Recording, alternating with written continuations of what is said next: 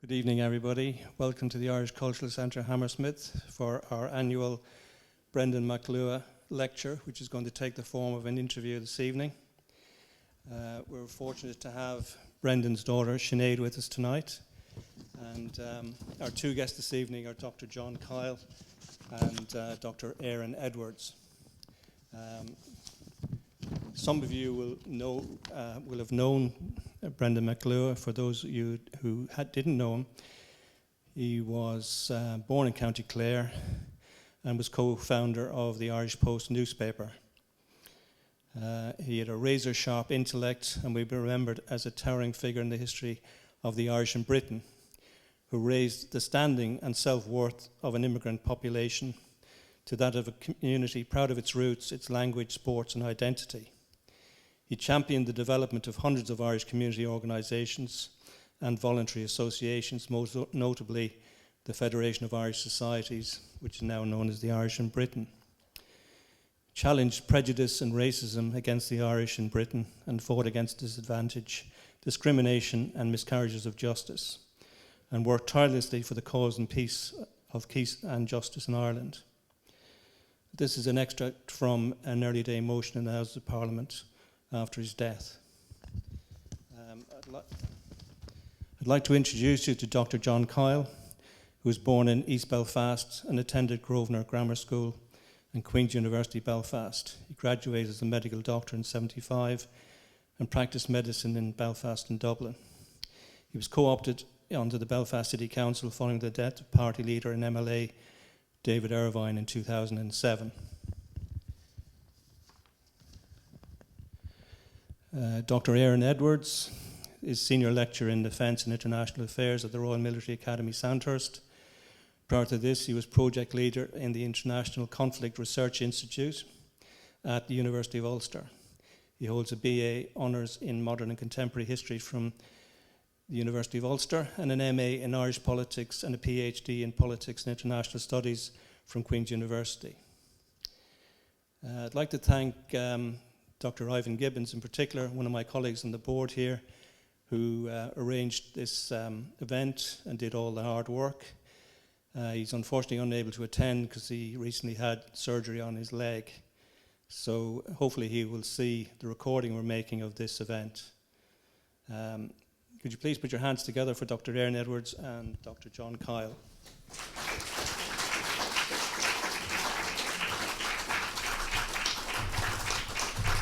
Over to you, gentlemen.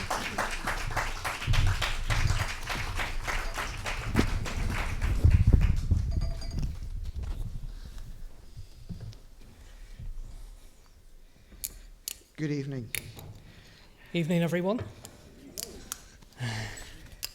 It's great to see so many people this evening, and as the pandemic hopefully recedes, we can get back to some kind of normality. It's great to do an event like this and to speak to someone I've known for quite a while now. It must be about 16 years I've known Dr. Kyle, and we've spoken on many occasions at many events, usually in Belfast, it has to be said. So it's great to see you in London. I've not come very far this evening. I've come from Hampshire, so Dr. Kyle has certainly come a long way to be with us this evening. And hopefully our conversation, which is the way that we wanted to frame it this evening, to give you a flavour of some of the issues at stake for the Ulster Loyalist community, the Ulster Unionist community more generally, at this critical moment in history. I think it's one of those times when the word historic is wheeled out, and certainly with the Northern Ireland being 100 years old, it feels like one of those critical moments when we should be discussing an important topic. And we're fortunate to have Dr. Kyle here tonight to speak to us about that. So I think that before I begin, a very serious line of questioning, it won't be Jeremy Paxman style. It'll be a lot more fluid than that, hopefully. But what I'd like to do is just invite Dr. Kyle to give us a little bit of a background a bit of a flavour of your background first for the audience who may not know you, and those in the audience who do know you, just to get a sense of your political background and your political profile. Yeah, thank you, Aaron. And can I just say it is a real honour to be here. So thank you for the invitation. I'm delighted to be with you. The title to this evening, Understanding Loyalism, I think is so apposite. Understanding each other is fundamental to living well together. And I think many of the problems that we encounter, both in Northern Ireland, within the United Kingdom, within these islands, arise from our lack of understanding as to why people behave or react as they do. So this is a wonderful opportunity to speak to you, and hopefully you will leave tonight with a bit of a better understanding of loyalism and unionism. My background, I grew up in East Belfast. I went to, you heard I went to a local grammar school and then to Queen's University, trained in medicine. I'm quite surprised to find myself involved in politics. It was never an aspiration of mine. When I was a teenager, I think, I was in fact a student at university, I was really switched off politics. I found it caused me to sin, to put it that way. I had these, guttural reactions to what I was seeing and hearing, and so I left it behind. And then, as life progressed, I ended up being involved in reconciliation, or cross-community work is maybe a better way to say it, and also in ecumenical work. I lived in London for 7 years. I was involved in ecumenical Christian community that is based here in London, and I lived with my family in Boston Manor. But it was that involvement, I think, in cross-community work that alerted me, I think, gave me a real concern that I needed to make my contribution in some way to the problems that we were struggling with in Northern Ireland. And it was then when I heard David Irvine on the radio in the early 1990s, and I'd been at school with his brother Brian, who was a very good rugby player and an even better boxer. I knew Brian well, and then I heard David on being interviewed, and it was like a breath of fresh air. Here was someone from a working class unionist background saying things that other unionist politicians were not prepared to say, but there were obviously important things to be said that almost changed the dynamic of what was happening. A man who was remarkably honest to his own disadvantage, a man who was clearly committed to ending political violence, and to a man who was proud of his roots but not afraid to criticize his own community. So I found that inspiring, and so I had met him a few times, was impressed by him, and felt I would like to support that man. I would like to do something to support what he is standing for and what he's doing. So I looked up the Progressive Unionist Party in the Yellow Pages. In those days we had Yellow Pages. I phoned them up. I said, "Hello, I'd like to join the party." And they said, "Oh, really?" And so I think that didn't happen very often. But so I said, "Yeah." And they said, "Well, look, your local branch meets on a Thursday night, first Thursday in the month, 225 Newton Ards Road." So I just went along and just began to attend the party meetings. I got to know the members. I went to the party conferences. I then decided, okay, well, I'm going to get more involved here. So I began to speak at the party conferences, propose motions, that sort of thing. And eventually they welcomed me in. They embraced me, even though my background was not entirely typical of the rest of the party. And then one thing led to another, as they say. And then in 2007, when David tragically died at the early age of 51 or 52, what a loss to Northern Ireland politics. The party asked me to take his seat in Belfast City Council. That was on the 1st of February 2007, and then, as they say, the rest is history. I've been on the council since then, been involved in politics in various ways since then, and that's I suppose how I come to be here tonight. Thanks, John. That's a remarkable insight into the personality of David Irvine. And so it's quite interesting that it was the personality of Irvine and what he represented as something of an outlier in that community, prepared to criticise those within loyalism and unionism. And I'm just wondering, in terms of your unionism, in terms of your Ulster unionism, and your political kind of views and values, you obviously had those prior to engaging with the PUP. I mean, the PUP is known as being a very small party, often characterised, I think, by David Irvine on one occasion as a small left-wing fish in a large right-wing sea. So it was always something of an outlier, I think, within unionism for two reasons. One, that they have this progressive politics, but also they have this alignment with paramilitary organisations. So in some respects, it might seem to outsiders looking in somewhat contradictory, but clearly they are at root a unionist party. So did you have those values before you came to that party, or is that something that the party sort of inculcated in you? Yes, I suppose my political philosophy, which is a rather grand phrase, my political beliefs or motivations were fairly thin when I joined the party. I came at it because I was a local GP. It was my patients lived there in East Belfast.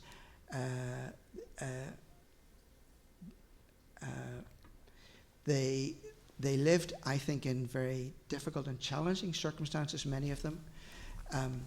I was aware of the multiple deprivations that they suffered.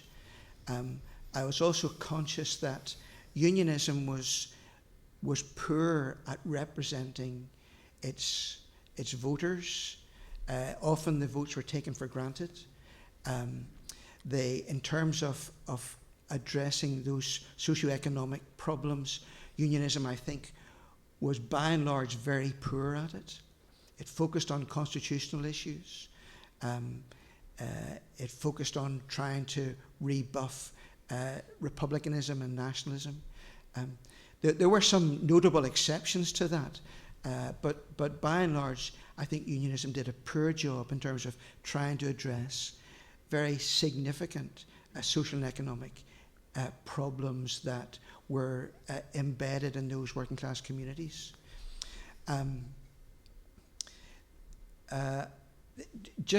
Before I go further down that road, just to say that I suppose some of my understanding and values, I think I recognized as values that motivated and guided a politician in Northern Ireland called David Blakely. He was a member of the Northern Ireland Labour Party. He was elected to Stormont.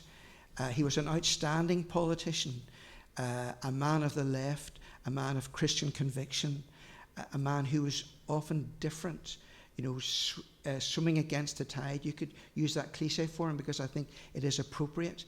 And David represented something of that: social conscience, Christian convictions, recognizing the importance of getting politics to work in the interests of the people that you represented. And so although he had left politics by the time I entered it, I do see myself in some ways as following in that tradition. But the PUP were remarkable because their origins, or certainly some of the fundamental conversations that took place that gave rise to the PUP took place within the loyalist compounds in Long Kesh. So it was conversations among paramilitary prisoners that caused this sort of political awakening. Men who Gusty Spence, when they entered Long Kesh, he would challenge them by saying, "Why are you here?" And they would, of course, give a rather superficial answer and say, no, but why are you here? Why did that happen to you? Why did you get into those circumstances? What led you to do what you did? And so out of that questioning grew, I think, what appears to have been very intense and sometimes combative debates within the paramilitary compounds, and so consequently from Long Kesh emerged loyalist paramilitaries who were politically motivated, who had recognised that political violence does not achieve ultimately the aims that you're looking for, and so who therefore then came out, I think, with intending to try and further their cause through political means. So you end up with a group of men and women who felt that they had not been represented by their politicians, the big house unionists as they refer to them, who felt that there were real issues that were affecting people's day-to-day lives, poverty and health problems, educational issues, their children suffering at the hands of a poor educational system, and they came out activated and motivated to begin to address these. So it was a small party. It presented something new and different to the unionist community, but also they were men from families that had suffered as a consequence of the Troubles.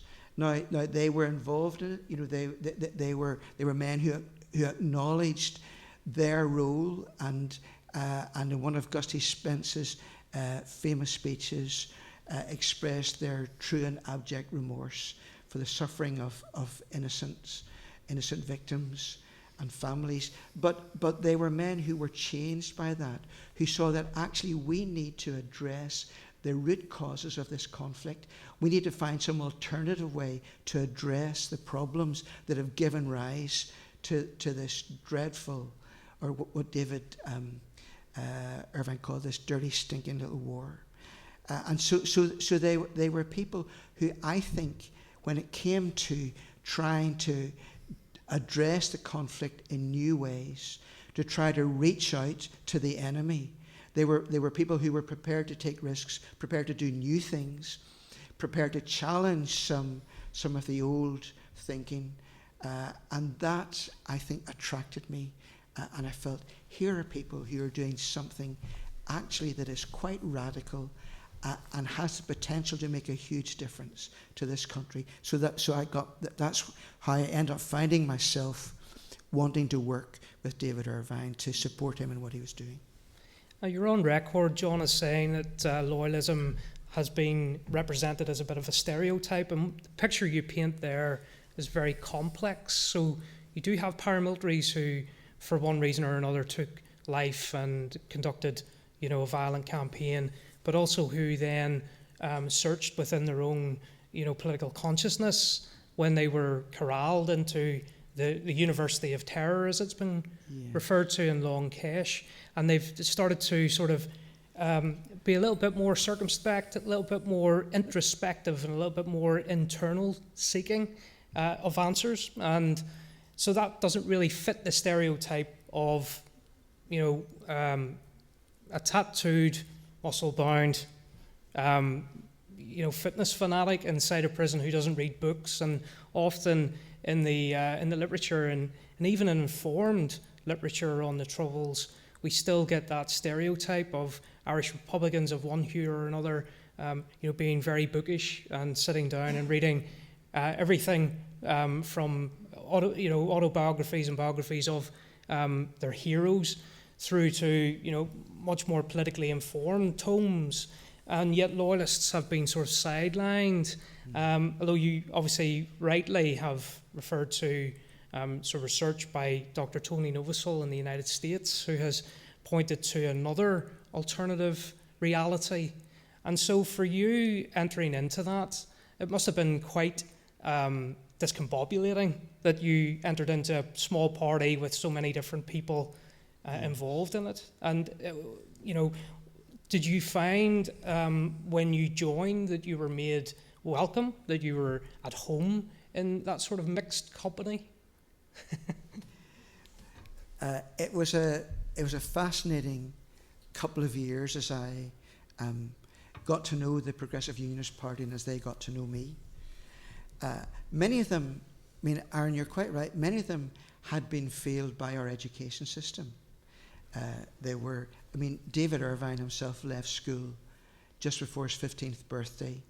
He had no academic qualifications. He went to work as a carpet fitter. Then he had a number of other jobs including as being a storeman, being a milk delivery man.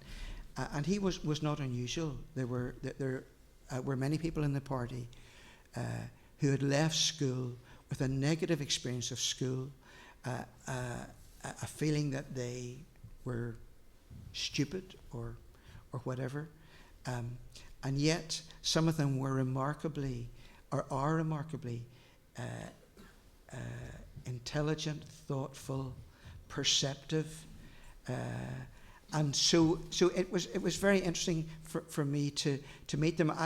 There are not many people in the PUP with a third level education or educational qualification, but interestingly, that stereotype of they used to say that in Longkesh, the loyalists pumped steel while the Republicans read literature. But actually, it was Gusty Spence who pushed Queen's University to provide some educational resources for the prisoners.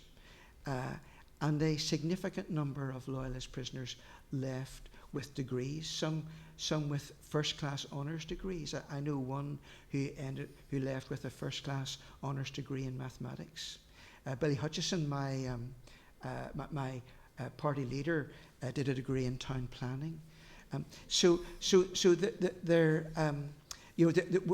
There are, I think, stereotypes that misrepresent the more complex truth, the more complex reality that there is behind it. And I think that I remember Don Purvis, who was one of who succeeded David as a leader of the party, saying one of the huge challenges that our community face is a lack of confidence. And I think that is absolutely true, that within loyalist communities there is a lack of confidence, a sort of negative self-esteem, a feeling of inferiority, and I think it's oftentimes been reinforced by the education system that they grew up in, with the 11 plus and educational and academic selection at 11, and growing up in communities where the schooling was very challenging and very difficult. That it was out of that milieu that this party emerged, a party of people who were thoughtful, self-critical, but who above all else felt there has to be something better. We have to be able to provide something better for our children than we have grown up through and that we have endured. And I think that was, sort of baked into the origins and the philosophy of the Progressive Unionist Party. Can we just explore that aspect of a loss of self-confidence that often you would see in working class communities in Northern Ireland, and particularly in the constituency and the wider East Belfast constituency that you represent in Belfast City Council?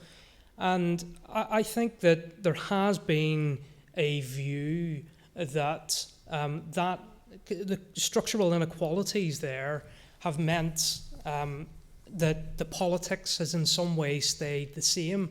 That, for those who see unionists perhaps as a really synonymous with the DUP and a kind of right-wing religious fundamentalism that informs their politics, that informs basically their views on everything, including culture and science. But within that community, you also have people who challenge that stereotype, who challenge the DUP, but they haven't been rewarded electorally. And I'm not going to talk about the sort of the statistics here, but I think that electorally speaking, you're fighting an uphill struggle every time you canvass, I'm sure, because people perhaps at those moments really when it comes to elections in Northern Ireland where the constitutional issue becomes front and centre, the most important thing in people's minds. And the bigger parties are very good at concentrating people's minds and ensuring that really is the only issue. So I suppose in a way that working class constituency who do vote forget about the structural inequalities that they are subject to. So could you talk a little bit about why it is that the PUP, for example, with this kind of radical socio-economic agenda and political vision of pluralism, Northern Ireland that's plural, that's tolerant, that's about non-sectarianism. You've been a champion of non-sectarianism or anti-sectarianism, particularly recently. I read an article you wrote at the end of August challenging sectarianism within republicanism and nationalism, because it's often stereotypically thought that unionists, it's really a unionist disease. But why is it that people just don't vote for radical alternatives and go for the DUP, what they know, rather than what they perhaps in their quiet moments would prefer to vote on, i.e. on bread and butter issues? Yeah. Well, there are probably a couple of PhDs in the answer to that question. But let me highlight two things and preface it by saying that the people of Northern Ireland, and particularly unionists, they are naturally conservative. I think they view the world through a sort of conservative prism. They view change with a certain amount of suspicion. But Aaron, you've already alluded, I think, to the two of the major reasons why the PUP did not grow and become as powerful and successful as Sinn Féin. And the first reason is that within the Irish cultural tradition, the IRA were seen as freedom fighters. It was a noble cause tradition that they were following in. They were fighting the colonial oppressor, and so they. I think my understanding is that's something that people still look back on and feel that was absolutely justified. It was a noble act, sacrificial act. Whereas within the unionist tradition, paramilitarism was seen as criminality. We had the RUC, we had the British Army. We didn't need loyalist paramilitaries to go around killing people.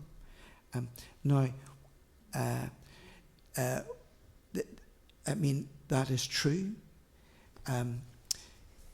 But again, I think that simplifies things in that in the 1960s and 70s, those communities felt really vulnerable, in danger. They felt traumatized. So I'm not going to go into a long explanation or justification for loyalist paramilitaries, but suffice to say that now, today, in fact, for the past, I think, 2 decades, people from the unionist community say, well,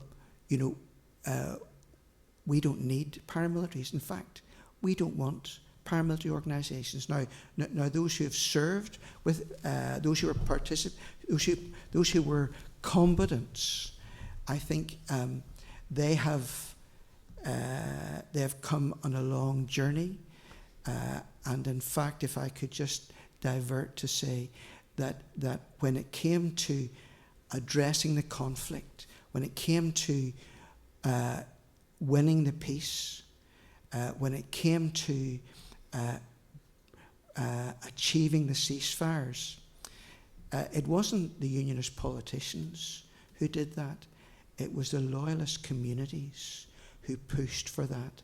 It was the ex-combatants who led the arguments for a ceasefire, for negotiations with Sinn Féin, for shared responsibility for Northern Ireland, for, in fact, for a political structure that was based on power sharing.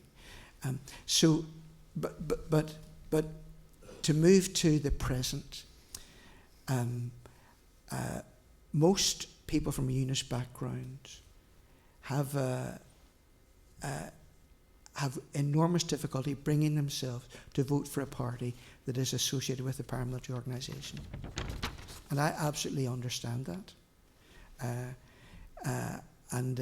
We can explore that further. We can explore the continued existence of paramilitaries further. But I think that is a major reason why, when Sinn Féin have gone from strength to strength and have been extremely, I think, adept and competent in their political campaign, so that their success hasn't been by chance or by serendipity. It has been a deliberate and carefully calculated, and I think expertly executed political campaign and movement. The political parties associated with loyalism have really failed, I think, to break through and have remained small, minor parties. I think the second reason, Aaron, that you alluded to was that when it comes to elections, the DUP have been brilliant at playing the constitutional card. And for people in Northern Ireland, for unionists in particular, politics is important, but the constitutional issue is the important issue. For them, for us, being British is enormously important. For loyalists, being British is absolutely central to their identity, to who they are. And so therefore, if somebody tells you, if you don't vote for us, for the biggest party, for the party that can represent you in the most effective way, then you're risking the future of the union. That is a very persuasive argument, and it takes a lot of courage, I think, for unionists to say, well, look, actually, I believe that a vote for this party will also secure the union, even though it's not the biggest, most vociferous, most anti-Republican party. So that fear factor, I think, has made it very difficult for smaller parties to convince unionist voters that the union is safe in their hands. If we walk back a little bit and sort of backtrack on a conversation between a PUP political representative and a UVF representative or a member, David Irvine once characterised it as akin to telling your best friend that he or she had BO. It was a difficult, tricky conversation, but it had to be done. And I just wonder, he did that at a party conference about 20 years ago. And he worked tirelessly up until his death of trying to have that tricky conversation, but it was resisted by the UVF for one reason or another. But central to that was this concept of this idea of insecurity, that even though they had said, the UVF leaderships and the paramilitary leaderships in 1994, that they believed the union was safe, that by the early to mid-2000s that was no longer, actually they were not as persuaded by that sort of 10 years later. Why do you think there was a loss of confidence and a growing feeling of insecurity that actually about 10 years ago represented itself in the flags protests. Why do you think that insecurity swung back, the pendulum swung back, and that loyalists in 2007, they said they would put their weapons beyond reach, but they didn't actually enter into decommissioning until 2009, which was 4 years after the Provisional IRA did. Why do you think that there is that insecurity within militant loyalism? And what has the PUP been doing about it? Well, what a difficult question. Loyalism, I think, does feel vulnerable and insecure.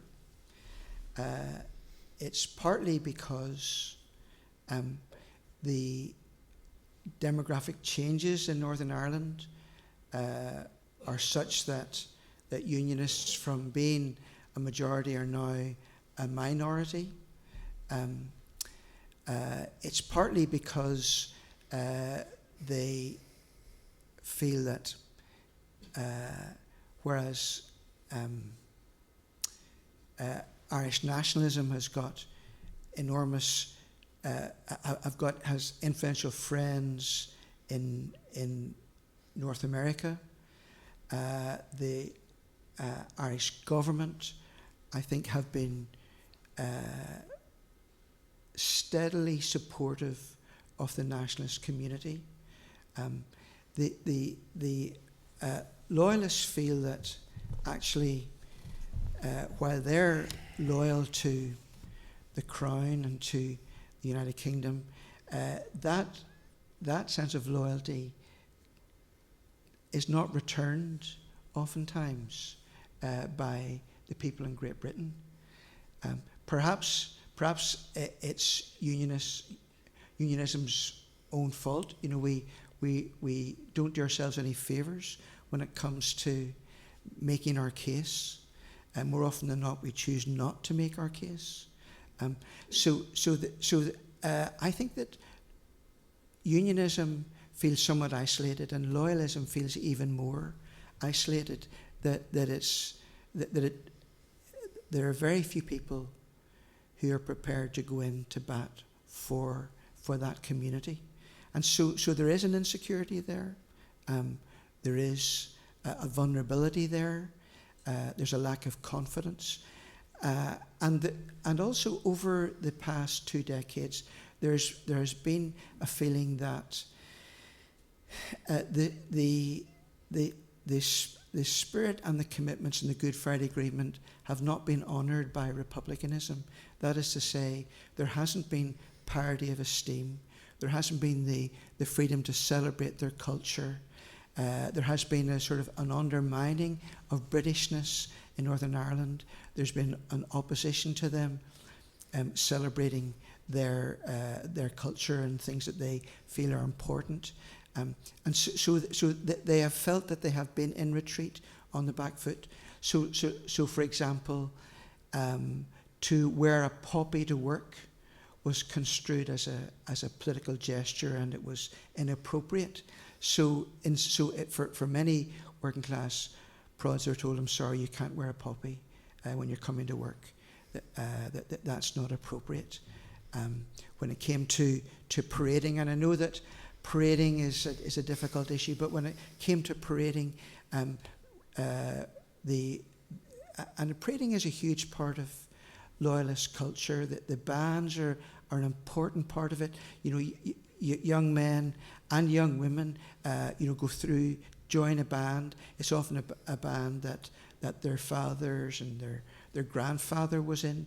And when it comes to the parading season, it is an important event. It's something that the whole community comes out to watch the parade, to see the bands, to see the spectacle. When it comes, when parading season came around and parades were having to be diverted, and bands were weren't allowed to play in certain areas or had to just march to a drum beat.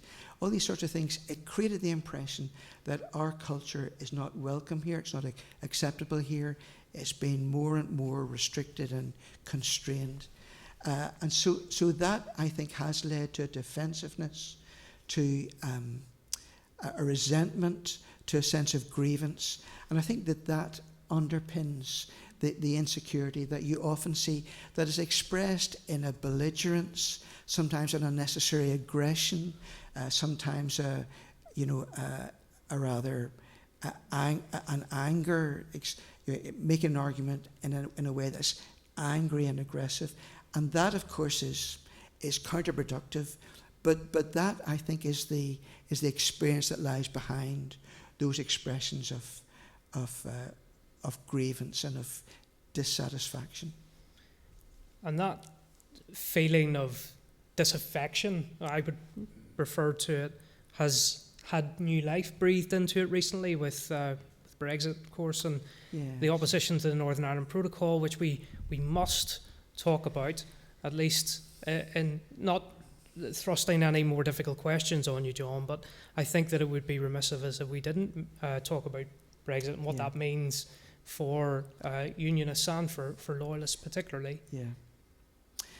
Okay, the Northern Ireland Protocol has been a huge issue in Northern Ireland, not for the nationalist community, but for the unionist community, and particularly for the loyalist community. The Northern Ireland Protocol, which has resulted in what has been called the RIC border, in other words, customs and regulatory checks on the RIC for goods moving from Great Britain into Northern Ireland. And the fact that Northern Ireland remains subject to EU laws, which the rest of the United Kingdom is not subject to, and furthermore that when it comes to the institutions that pass those laws, Northern Ireland's got no representation in those institutions. That is seen by loyalists as their British citizenship has been detrimentally impacted by Brexit. So they're not British citizens in the same way as people who live in England or Scotland or Wales are British citizens. Their citizenship has been undermined. And if being British is a central tenet of who you are and of the culture that you celebrate, then this is a big issue. And I suppose partly because of the complexities of Brexit, it took time to emerge as to, well, what are the implications?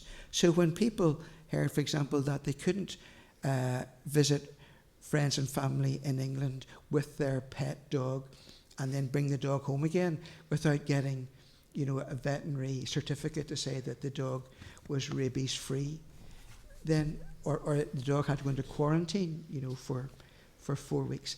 That produced an emotional reaction.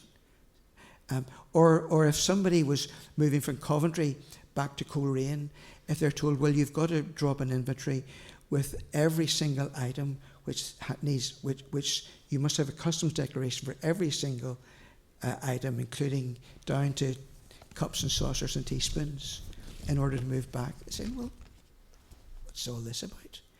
Or if people try to then, buy plants for their garden from online from somewhere over here, and they're told, well, I'm sorry, actually, you can't have that. We don't deliver to Northern Ireland any longer.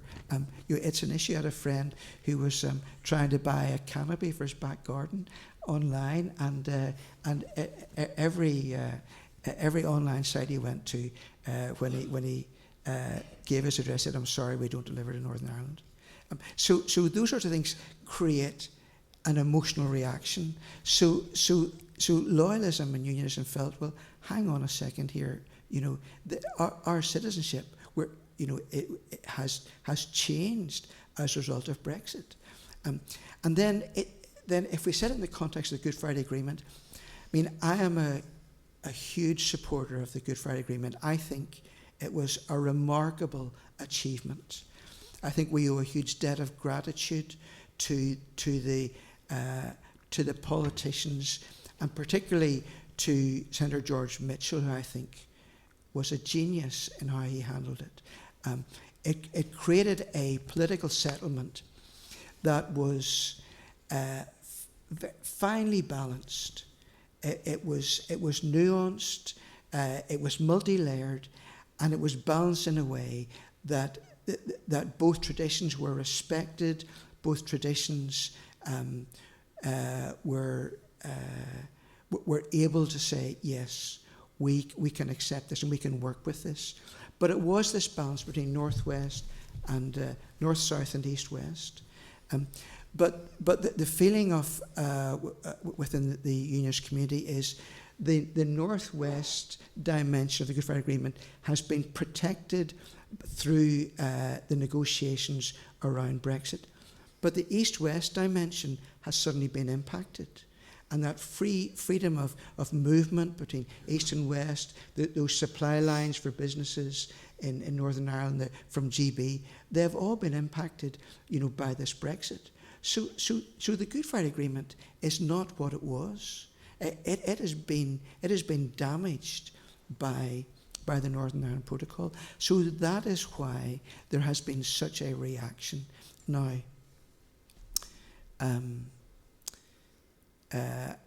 that is still playing out. Even now, we're still within grace periods, so we don't know the full impact of the Northern Ireland Protocol yet. But the consequences of it are still playing out, and it has definitely unsettled unionism and loyalism. And I think the initial reaction, part of the difficulty was that Boris Johnson lied. He said that there won't be an RC border, and then when there was one, he said there isn't an RC border. Trust me, there isn't. And you can just, if they ask you to fill in a declaration, tear it up. Well, I mean that was utter nonsense.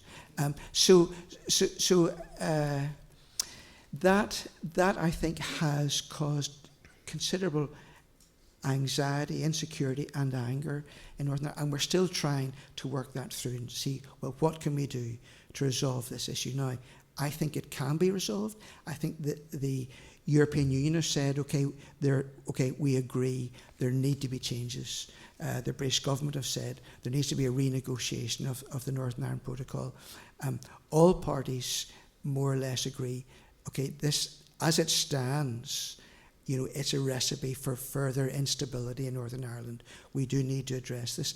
I think it can be addressed. I think that there are definite solutions that can address those major problems, but it does require all parties to play ball, and it does require a level of trust between the different parties as well. And up to this point in time, trust has been in very short supply. The EU feel the British government have acted dishonourably. The British government feel that the EU are incredibly resistant to change and inflexible and unreasonably rigid, and there needs to be, there's considerable work to be done on both sides. But I think that there are clear measures that can be taken to resolve the problems. And so that's reflective of the PUP's position, which your party leader mapped out in June in evidence he gave to the Northern Ireland Affairs Select Committee. And he said that Brexit was a political problem and needed a political solution. Clearly that sort of, very mellow response to what's unfolding in terms of the Northern Ireland Protocol is not reflected on the ground necessarily. I mean, there are a lot of loyalists who are even more angry now that they feel that their citizenship has been almost torn up in front of their very eyes, and so they are mobilising. Just to put this into kind of immediate context, within militant loyalism, there would be obviously mainstream paramilitary groups that still exist that may have decommissioned but maintain their memberships. and there are those who have, for one reason or another, departed from within that umbrella of the Loyalist Communities Council. And so it seems very unsettled, the security situation in Northern Ireland at the moment. And clearly the PUP is calling for restraint and cool heads, and that's what the party has been known for since, obviously, the ceasefires in the 1990s. What do you think the future? I mean, this is probably a more difficult question, because as you know, David Irvine used to say that all prods or unionists are clairvoyant, and it's usually bad news. So if I were to ask you to look into that crystal ball, where do you think things will go over the next year, 5 years, 10 years' time? I think we are in difficult times, troubled waters. I think there is a lot of insecurity out there, and I think that some unscrupulous people want to take advantage of that and exploit it. I think that there are genuine concerns. Unionists, loyalists are concerned about a drift that whereas GB heads off in this direction after Brexit, and Northern Ireland, which is tethered to the EU, begins to move in this direction, and so there's a growing divergence between Northern Ireland and the rest of the United Kingdom. That I think for many people that is a real concern. I think that there are things that can be done to address that, but I don't think it's possible to have Brexit without there being some downside to it for Northern Ireland. And I think that politicians need to be honest and say that. We can't go back to the days before Brexit. It is going to bring change that we need to work with. We need to look at what opportunities there are to see how we can build on it and benefit from it, and not just see it entirely as a loss to unionism. In terms of the future, Aaron, I think there are difficult negotiations ahead. I think we can resolve the problems around Brexit. I've always believed that, but it will take some serious negotiations and some work in good faith from all parties. I think for Northern Ireland, and Northern Ireland is at a Brexit has destabilised Northern Ireland, and there's a call for a border poll. Sinn Féin are pushing for a border poll. There definitely has been, in the opinion polls suggest that more people are open to considering a united Ireland.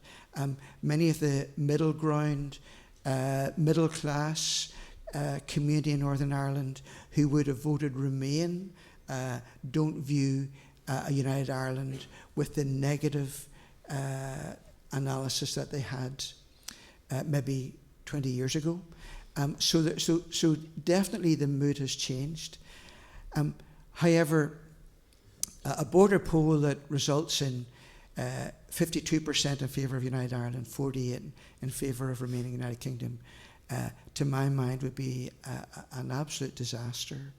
It would plunge us into all sorts of problems and uncertainties. However, for the situation in Northern Ireland, I think there is enormous potential for a future that I think David Irvine envisaged. I think that Seamus Mallon envisaged. That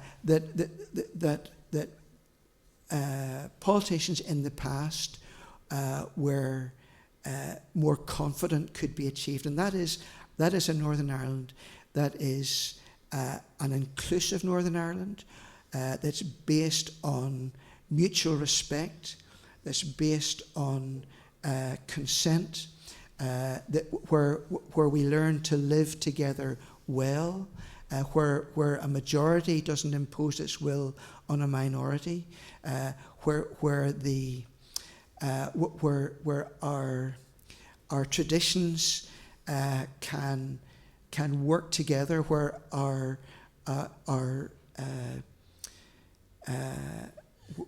where the strengths of both communities can be synergistic in creating a Northern Ireland that is successful, that is peaceful, that is respectful, that is creative, that has expressions of it's Irish members can express their Irishness. The British component can express their Britishness, and they can live together in a productive and effective way. But it does need us to work together to achieve that. There needs to be work in good faith. We need to work together in partnership. We need to work together, being not brushing our differences under the carpet, but being able to disagree, and to disagree in a good way, to be able to work together despite our disagreements, to be able to work together despite our different aspirations. And I don't mean to be, to pretend that let's all get along together type of thing. I realize that there are differences. I realize that politics is a competitive sport. I realize that in terms of our political parties, we work together in an adversarial way, but we can also work together in a constructive and a collaborative way. And I think that if our parties are prepared to do that, prepared to address the injustices that are in our society, prepared to acknowledge the mistakes that were made in the past, then I think that the future actually is very positive for Northern Ireland. There's an opportunity to build a Northern Ireland. I think that can be something that everyone can be proud of and everyone can have a place in. Thanks, John. I'm just conscious that you not only made a diagnosis there, but it's good prognosis, very optimistic. I feel like we can probably heal the divisions in Northern Ireland, striking that optimistic tone. Well, I think that it's sensible, really, for me to ask the audience if they have any questions for Dr. Kyle tonight, and for me to sort of sit back. I think you'll all agree that John is more than capable of answering difficult questions, so I'll open it to the floor. I can't see very well, but I can see the hands waving in the background. Yes? One second, folks. We've got a microphone here that we're going to pass around, and if you can speak into the mic, just because we're recording, folks. Thank you very much. That was very, very, very interesting.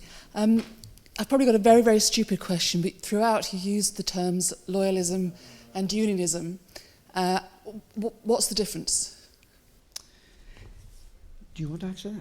Well, I interviewed someone recently and I asked that question, and they were a loyalist, and they said, well, not all unionists are loyalists, but all loyalists are unionists. So I'll leave the remainder of that puzzle to be solved by John.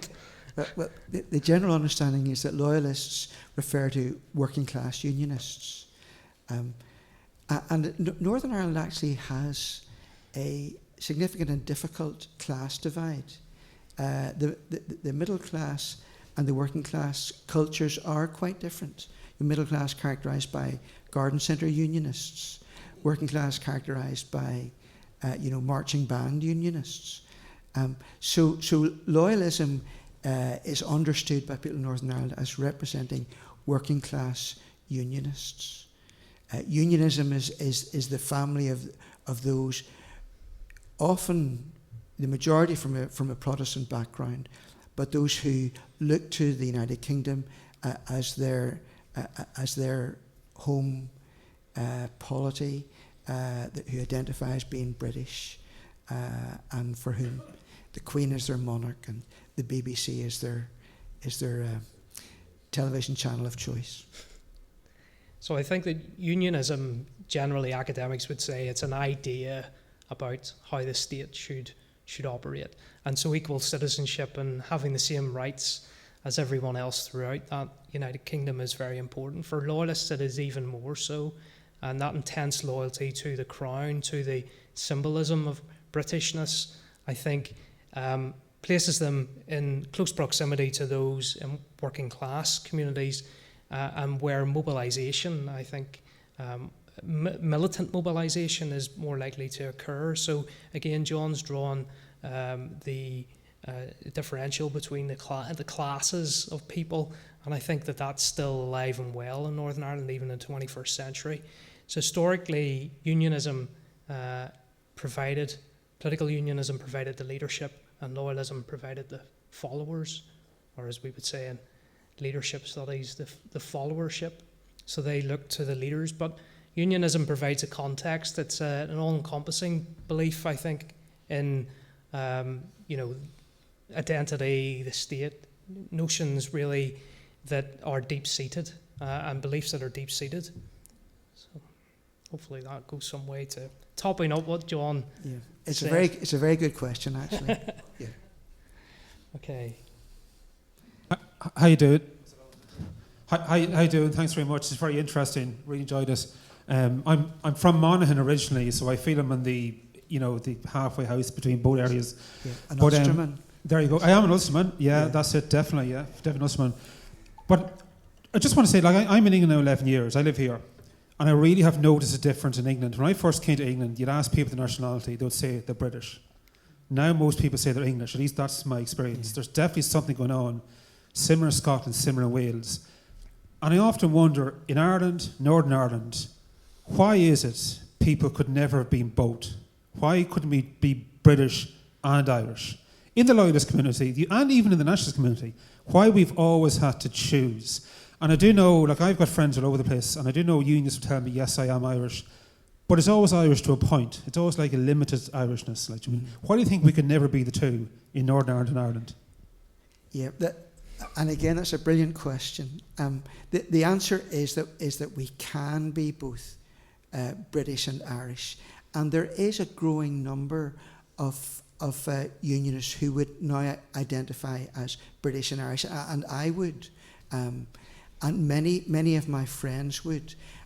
During the IRA campaign, that I think was a huge deterrent to unionists describing themselves as Irish. And in those days, people would not self-identify as Irish. But the poet John Hewitt famously said that he was an Ulsterman, an Irishman, he was British, he was a European. Billy Mitchell, who was one of the founders of the Progressive Unionist Party, really he was the political theorist behind it. He was the man who wrote Principles of Loyalism that the PUP based many of its policies and philosophy on. Billy Mitchell described himself as a Britishman and an Irishman. Actually, I think that is. I think we need to begin to do that again.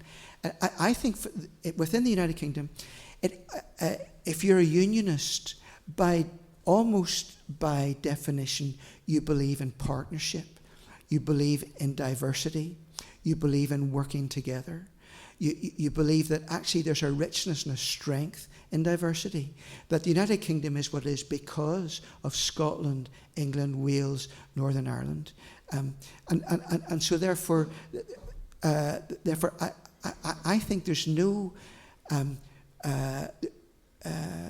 there shouldn't be any problem about describing yourself as Scottish and British, or Welsh and British, or Irish and British. And also, and in saying that I'm Irish and British, it is a nod and acknowledgement to the island of Ireland and to the fact that the people in the Republic of Ireland are effectively my cousins. We're sharing this island together. We're living here together. We need to learn how to live together well. But I think that English nationalism, which has emerged, I agree, it is.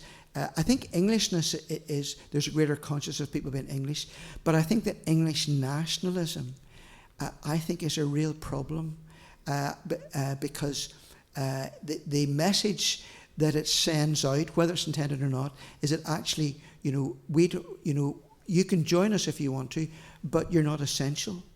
If you want to leave the United Kingdom, fine by me. Off you go. So for unionists in Northern Ireland, and unionists who are persuadable unionists who could see themselves voting for United Ireland in certain circumstances, when they look at English nationalism, and when they look, to be perfectly frank, at Boris Johnson, some of the things that he has said and done, they think, I don't really want to be a part of that. I love the United Kingdom. My roots and my history lie, within the United Kingdom, but I don't find English nationalism attractive, and I think that it does have that sense of undermining the unity that I think did exist within the United Kingdom. Yeah, that's a very good question. It's a great question, actually, because I think there is also this growing identity that's coming out in social attitudes in Northern Ireland about being Northern Irish, and about actually wanting to be rooted more to where you are, and that's working its way out in different ways around the regions, the different regions in the United Kingdom and elsewhere. But clearly, I mean, there is the growing force of populist nationalism that is working itself out in different ways at a local level, and I think that's what we're seeing in Northern Ireland at the moment amongst loyalists. They're hardening their attitudes, and it's either or. It can't be both, even though it's enshrined obviously in the Good Friday Agreement. You can be both, and over many years, I mean, that has been the sort of dominant political philosophy, that you should be inclusive, because the peace process was meant to be inclusive, even though we're seeing that people drawing away from that, unfortunately, and all sorts of complaints about peace dividends not being doled out. Thank you very much for that, John. I think that's a really sophisticated way to think about what's happening in identity. Thank you. I enjoyed both your comments and the questions. And the last speaker was from Monaghan. I grew up in my childhood on the other side of the border in County Fermanagh. And I was interested in your comment, particularly interested in the comments about what you described as parading. In my childhood, it was known as marching, which is a more active verb, I think.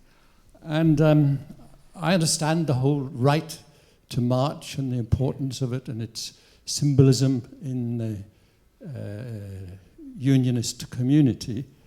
But in my boyhood, growing up in a Fermanagh village, marching was a very difficult concept for people on the nationalist side.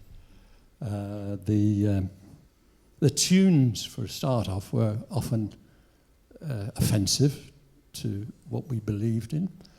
The loyalist speeches were at best one-sided, and I could give you examples. There isn't time. Think of Lord Brookborough before my time, and that created a sort of build-up of hostility. Mm-hmm. And I left Northern Ireland in the late 60s. But when I look annually and I hear the comments about the marching season, I really wonder what has changed and how is it more inclusive now than it, to use that term that you mentioned. Yeah. I think that to describe it as inclusive would be dishonest. Okay, we both grew up in a sectarian society, a conflicted society, a society with two competing traditions and cultures, and historically there has been conflict between the two traditions, and I think that that expressed itself oftentimes in the way that we celebrate our culture. We celebrate it in a triumphalistic way. We celebrate it in a way that's meant to, I think, just assert ourselves in a way that's probably inappropriate. My experience in childhood, my family were never in the Orange Orders, but my father used to take us on the 12th of July to watch the bands march up the Lisburn Road.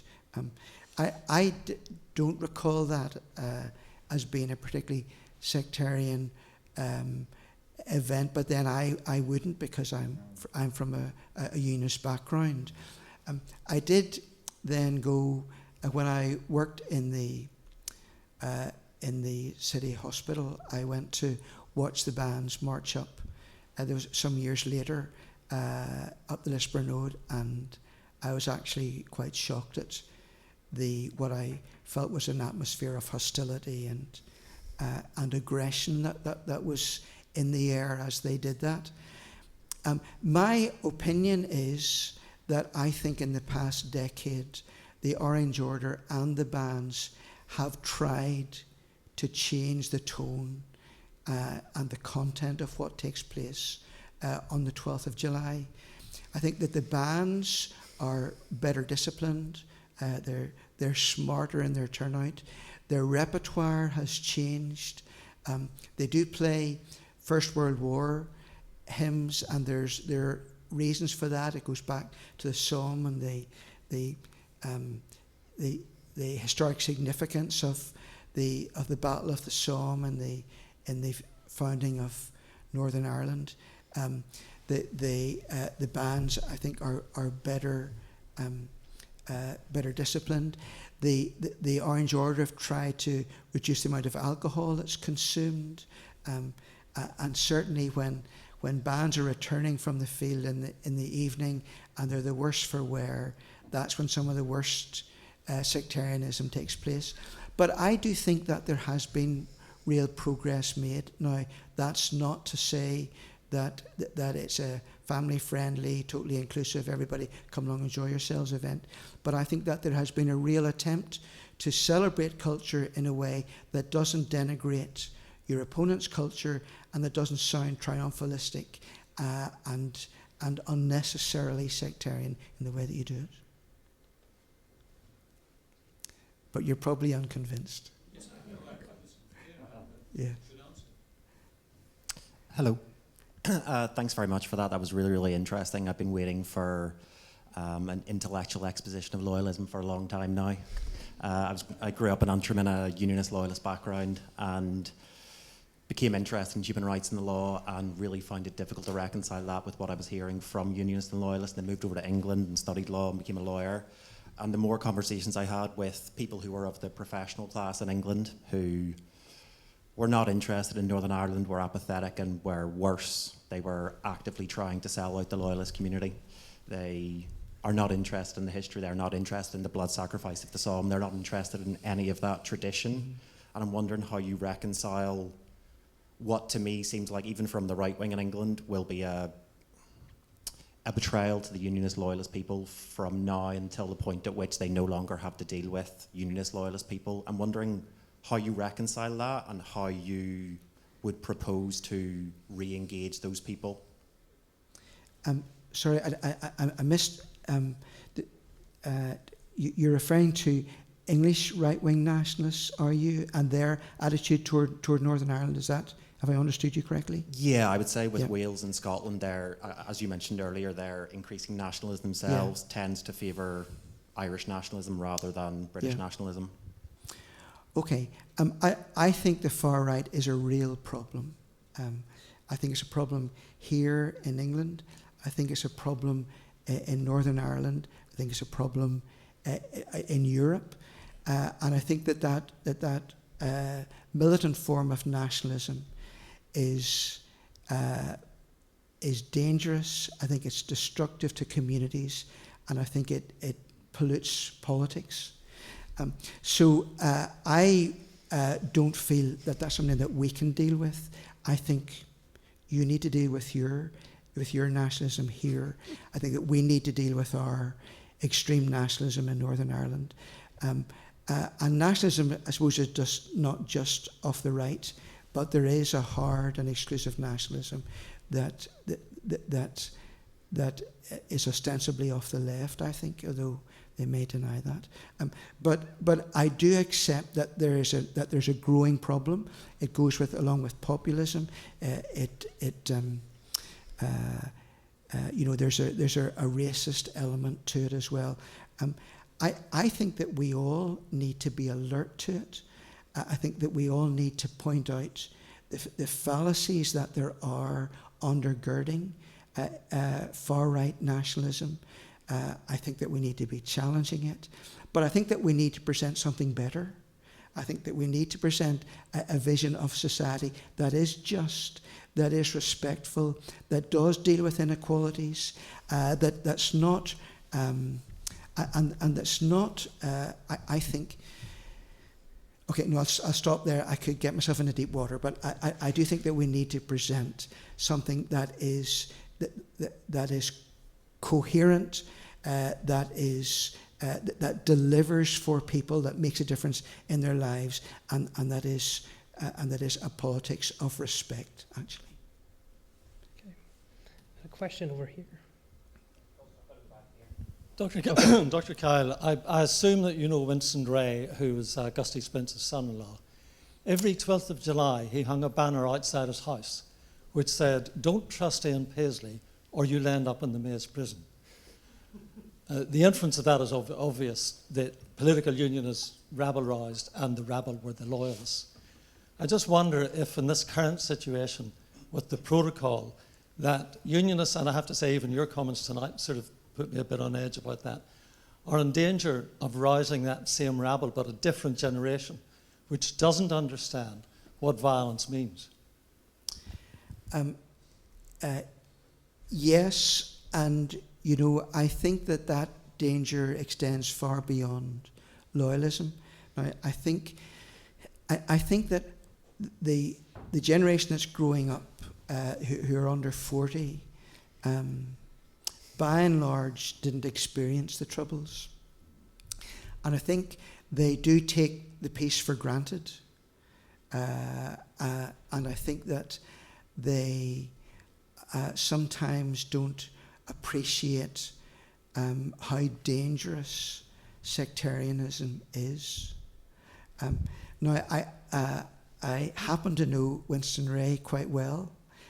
Interestingly, I mean, he is a man who has a past, but I can tell you that through his friendship with David Irvine, he became absolutely opposed to political violence and remorseful for what he'd been involved in the past. But he did believe that Ian Paisley stirred young working class men up, frightened them,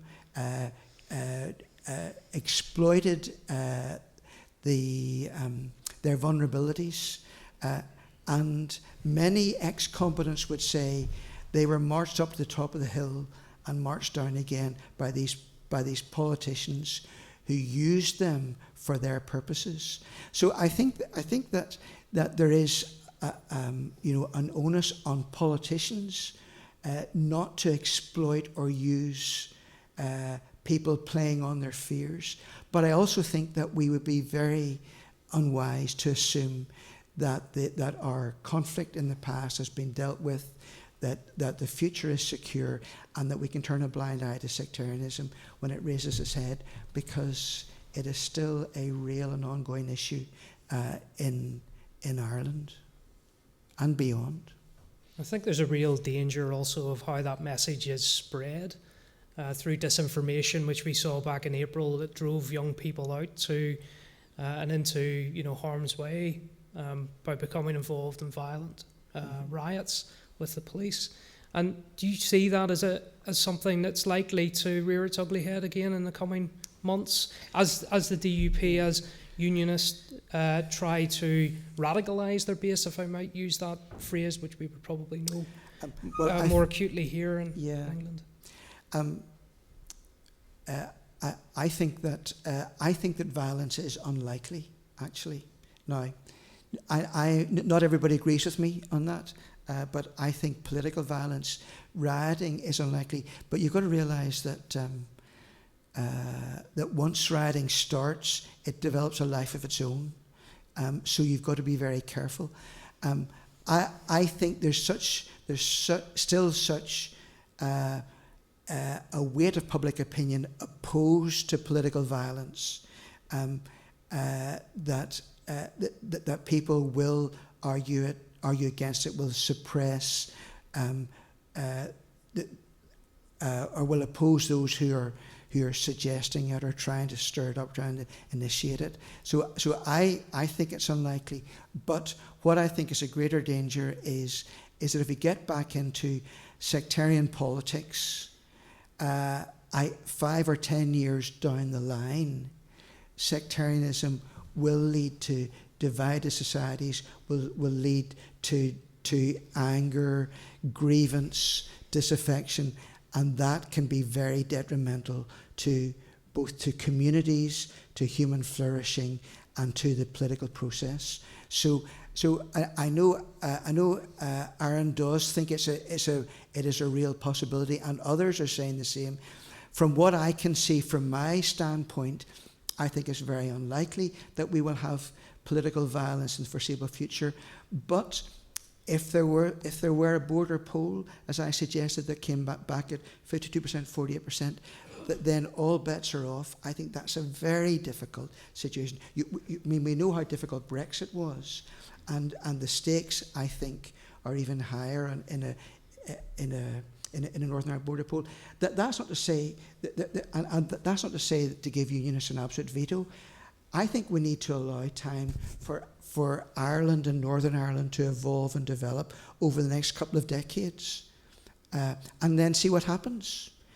Maybe we have a settled, successful Northern Ireland with a really productive and respectful relationship with the south of Ireland that's economically and politically, synergistic. Maybe we will end up with a united Ireland. Maybe we will end up with a completely different political map here in Western Europe.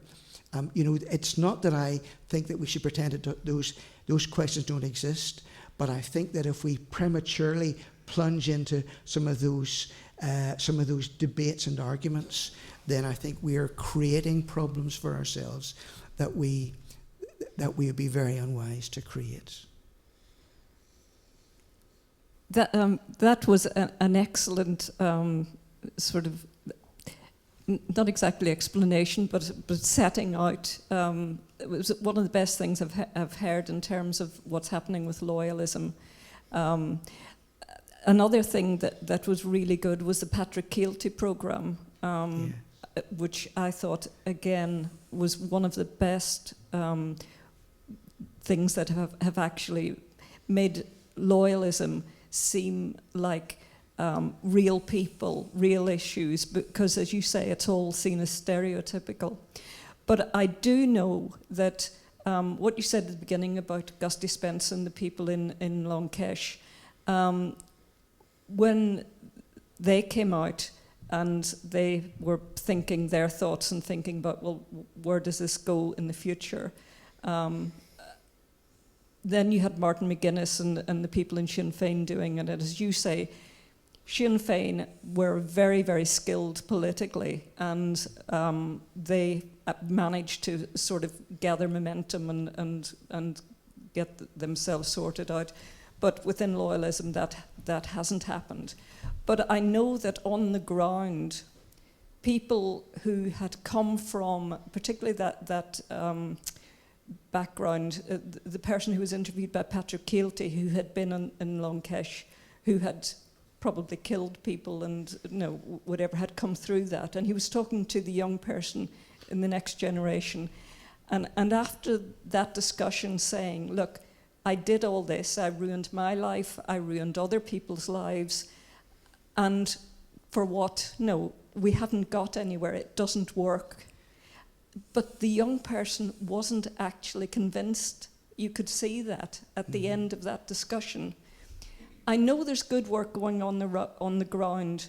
I'm from the Cregan estate, and I know that, I've been out of it for 40 years, but there are people currently in the Cregan estate working with the young people and trying to persuade them, particularly the ones who are attached to the dissidents, or who are sort of see the dissidents as something that maybe they shouldn't get involved with. They're working. There are people in loyalist communities working. They trust each other. They see each other in cross-community things. I'm talking about the leaders of the projects. They trust each other. But there is no trust in the government. There is no trust in the politicians. There is a complete lack of trust. There is no leadership. Can you see, I mean, and Boris Johnson just sums the whole thing up, because you can't believe a word he says. So have you seen, apart from little groups on the ground that are doing these things, any trust developing that can be built on, and anywhere, or any personalities that you've seen as possible leaders that could come out, and maybe we'll have another peace process coming out of Brexit, the cauldron of Brexit. We need leaders to come out. We need people who can trust each other. Can you see any evidence of that happening? Yes, I can. I think we've been poorly led politically. I think that unionist politicians have been far too risk averse, that they have followed rather than led. But in saying that, I recognise that for a politician, it is very challenging to get it right, to know where you want to go, to know how far ahead of your people to get, to know how to give a direction without alienating yourself from your voters. So it is challenging for politicians. But I do think that we have been poorly led, particularly on the unionist side. But I do think that there is a new generation coming through. There are some, on Belfast City Council, we've got a number of young councillors in various parties who are very able, actually. I think some of them could make very good politicians, and many of Belfast City Council councillors move on to Stormont to become MLAs, and occasionally to become MPs. So I am actually cautiously optimistic. I think there still is an issue that we need to find ways to enable our young people to grow up together, to learn from each other, to get to know each other, to listen to each other, to do things together. I think that our education system is a problem, and I understand why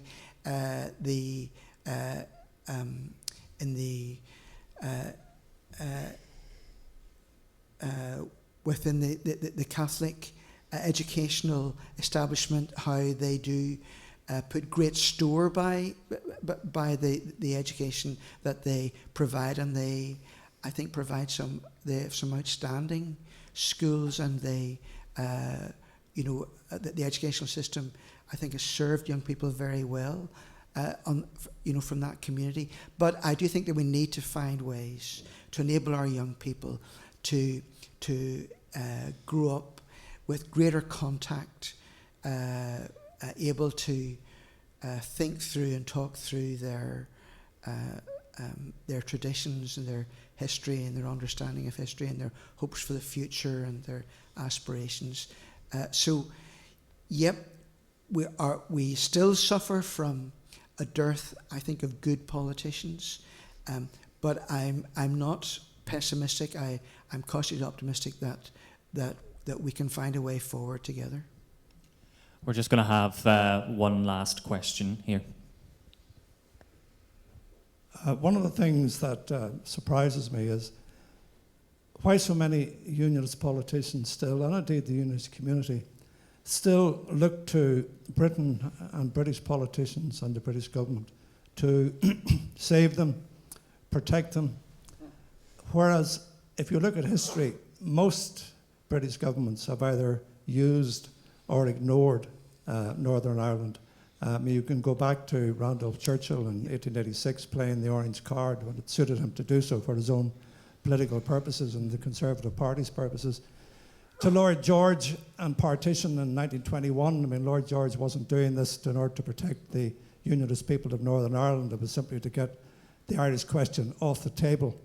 And then for another 50 years, the British government ignored Northern Ireland and left it to its own devices until forced upon, its attention was forced on it due to the troubles in the late 60s. And you referred to the betrayal and the lies that Boris Johnson told the unionist people, who swallowed it at the beginning and then realised that they had been badly let down. And then you look at more recent polls when the polls taken of British opinion here, and the vast majority of British people either ignored Northern Ireland, don't want to know about Northern Ireland, and the more recent poll said if Northern Ireland was to leave the United Kingdom, nobody here would bother too much about it. And most people in Britain do not care about Northern Ireland. Most of them don't even know where any of the towns are, apart from maybe Belfast and possibly Derry. And that's the reality. So it's a rather invidious and almost ignoble position in one way that Ulster Unionists are still looking plaintively at a British government to keep them, protect them, and almost hanging on to the coattails of a British government and a British people who don't really care too much about them. Yes, you've expressed much more cogently and articulately than I did why loyalists and unionists are so insecure, and that's absolutely right. There are some notable exceptions. I think that Tony Blair actually acted very honourably toward Northern Ireland. I think Julian Smith was a great Secretary of State. I think there have been English politicians who have, I think, worked in the interests of people of Northern Ireland. But what you say is right, that the majority of English prime ministers have treated Northern Ireland with disdain, actually, and but it is an identity thing, you know. Unionists and loyalists, you know. I'm British, you know. I mean, and I think I'm British. I mean, that's how I see and understand myself. Now, I'm also Irish. I see and understand myself as being Irish, but I am what I am, and you know, I admire Britain. I admire, you know, many aspects of British culture and British society, and Northern Ireland has contributed significantly to some of the cultural richness and the success of the United Kingdom. So therefore, it is, I think, ironic that that the people, the unionist population of Northern Ireland, do feel so strongly about being British when they've been treated so badly by some of the British establishment. But then on the other hand, you know, I think our young men and women have served in the British Armed Forces, and for them, you know, that's been something that they're very proud of. The families are very proud of that.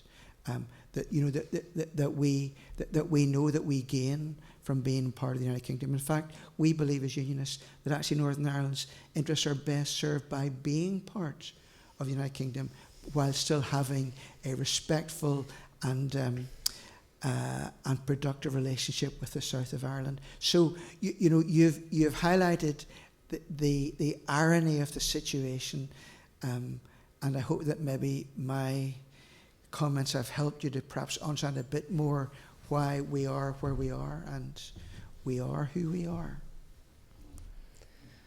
Thank you for that final question. It reminded me of an experience I had yesterday when I was posting some goods back to Northern Ireland, returning items purchased from Northern Ireland, and had to fill out one of those customs declarations and then make my way into the local post office near Southampton and explain to the person that they weren't going by airmail to Ireland, they were going to a British postcode in Northern Ireland.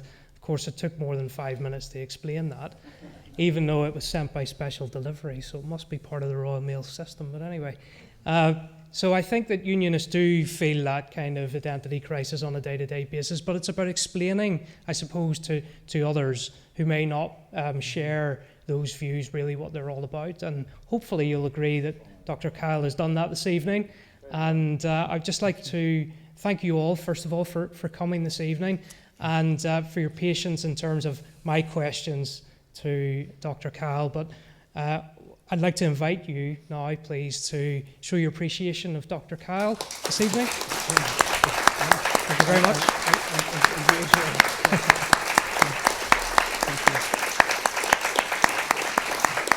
Thanks, John.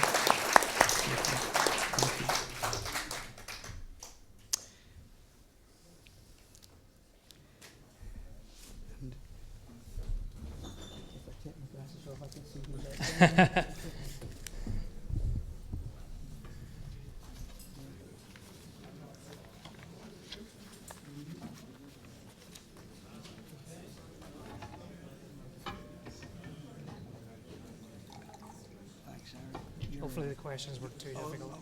They were great, and your